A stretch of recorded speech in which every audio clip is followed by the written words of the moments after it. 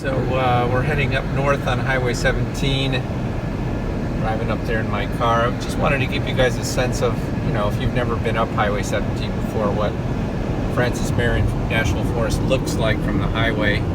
The forest is pretty thick, dense, kind of a mixture of hardwoods and pine trees. There hasn't been any burning in this area.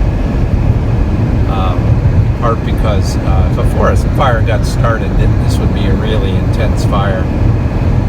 And any controlled burning that might occur in this area would create a lot of smoke, which could cover the road, could cause problems for traffic. So this is, what a forest looks like when, at least in the southeast, when it hasn't experienced fire. And I think, when most people think about a forest, this is kind of what they think it is. Hi folks, we are up here in Marion National Forest now. I'm about, a couple hundred meters away from Highway 17, just at the intersection between Highway 17 and Steep Creek Road, a nice road that runs up into the heart of the forest. And I wanted to show you kind of an up-close and personal view of what the forest looks like right near Highway 17. I'm just going to kind of walk around, pan around with the camera, and as I'm walking, I want you to be thinking about, how would you characterize this forest? What are some of the adjectives, descriptors that you might use to characterize this part of the forest very close to Highway 17 and other man-made structures nearby?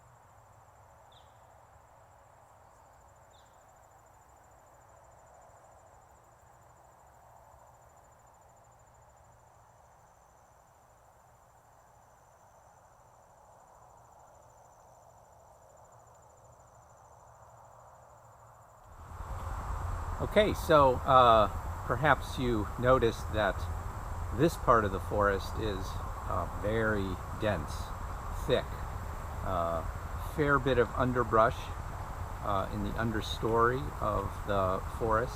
Interestingly enough, this area of the forest was what we refer to as being mechanically cleared just about 5 or 6 years ago. So what that means is they came in with backhoes and bulldozers and chainsaws, and they cleared out a lot of the underlying vegetation. Okay, so here we are in a forest just off of Highway 17. Highway 17 is about a quarter mile away from me here. Behind me is Steep Creek Road, a nice road that heads up into the National Forest. As you could see from the roadside, this area of the forest is very dense, very thick. Trees are very close together. There's a fair bit of underbrush in the understory, some pine needles and so on and so forth.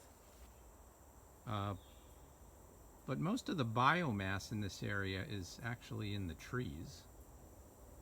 And you can see as we pan up here, there's quite a bit of branching of those trees all the way from the ground to the forest floor. And over this way too. So this is an area of the forest that has not seen a forest fire in a long, long time. And of course, part of the reason why we're not seeing fires in this area has to do with fire suppression. This part of the forest is very close to the road. It's also very close to Highway 17. Just about a quarter mile away from me, there's a small little area with houses. And so the Forest Service has been suppressing fires in this area for many, many years now. And you can see the consequences is that the forest has become very thick and dense, mostly with trees. This is a mixture of hardwood and pine trees. Absolutely. And you know, a lot of people, when they look at this forest, they think, gosh, this is what a forest is. It's a bunch of trees. But if we were to look at the plant biodiversity in this area, we would find that it's surprisingly low. Most of the diversity is in the trees, maybe about 10 to 20 different species, and that's about it. Okay, so we are headed up Steed Creek Road right now over to the Halfway Creek Campground. You can see that in this area the forest is quite a bit different. In fact, the area off to my right here is called a Pocosin. We'll talk more about that a little bit later. But one of the things I want you to note is that we're kind of heading uphill here. And so the trails that we're going to be walking on are actually on an old sand dune, interestingly enough. So at one time this area was a beach. And we'll revisit that idea in a second. Here we are coming up to Halfway Creek Road. This is the site of our field trip. And I'm going to pull off here in a second and park.